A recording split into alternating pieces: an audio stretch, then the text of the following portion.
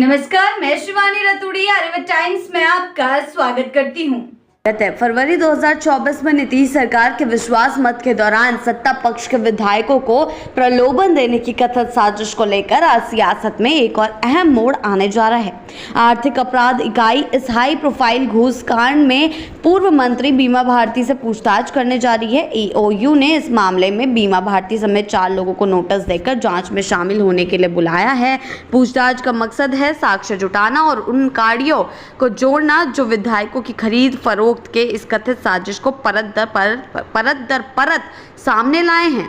सिर्फ बीमा भारती ही नहीं, औरंगाबाद के बारून से प्रमोद कुमार, वैशाली के जंदाहा से संजय पटेल और नारायणपुर देवपुरा से सन्नी कुमार को भी पूछताछ के लिए बुलाया गया है। इस प्रकरण की गंभीरता का अंदाजा इसी से लगाया जा सकता है कि ईओयू पहले ही मामले के मुख्य आरोपी वैशाली के सुनील से एक राउंड की पूछताछ कर चुकी है। अब बीमा भारती और पूछताछ कर चुकी है और अब बीमा भारती जो है अन्य से पूछताछ के बाद इस केस में और भी चौंकाने वाले खुलासे की उम्मीद जताई जा रही है। दरअसल पूरा मामला फरवरी 2024 में बिहार विधानसभा में लाए गए विश्वास प्रस्ताव से जुड़ा है। जब नीतीश सरकार को अपनी बहुमत साबित करनी थी, उस दौरान जनता दल यूनाइटेड के विधायक सुधांशु कुमार ने पटना के कोतवाली थाने में केस दर्ज करवाया था। उन्होंने आरोप लगाया था कि एनडीए के कई विधायकों का महागठबंधन के पक्ष में वोट डालने के लिए करोड़ों रुपए का ऑफर दिया गया था। साथ ही विश्वास मत के दिन कुछ विधायकों को विधानसभा तक पहुंचने से रोकने की भी साजिश रची गई थी। इस सनसनीखेज आरोप ने बिहार की राजनीति में हलचल मचा दी थी। मामला बेहद संवेदनशील और राजनीतिक रूप से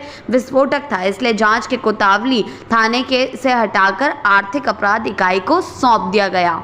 तब से एजेंसी हर एंगल से जो है मामले की जांच में जुटी हुई है और अब बयान दर बयान राजनीतिक गलियारों में बेचैनी बढ़ा रही है। बीमा भारती से पहले भी कई विवादों में रही है। इससे पहले भी वो कई सारे विवादों में फंस चुकी हैं, लेकिन इस बार मामला सिर्फ एक नेता तक सीमित नहीं है। जांच एजेंसी की नज़र उस पूरी साजिश पर है जो सत्ता की बाजी पलटने के लिए रची गई थी। पूछताछ के बाद ये देखना दिलचस्प रहेगा कि इस घोटाले की अगली परतें क्या रंग दिखाती है और किन किन चेहरों से नकाब उतरता है। बिहार चुनाव से ठीक पहले ये प्रकरण निश्चित कि कई बड़े राजनीतिक समीकरणों को प्रभावित कर सकता है। जिस तरीके से बिहार विधानसभा चुनाव 2025 से पहले ये मामला फिर से उठा है, एक बार फिर इस मामले की परतें खुल रही हैं। इससे ये तो साफ है कि आगे चलकर बिहार के चुनावों में ये एक नया राजनीतिक समीकरण को प्रभावित कर सकता है और कई बड़े राजनेताओं के जीवन में एक बड़ी आफत लेकर आ सकता है। आगे चलकर इस मामले में क्या कुछ होता है, क्या बीमा भारती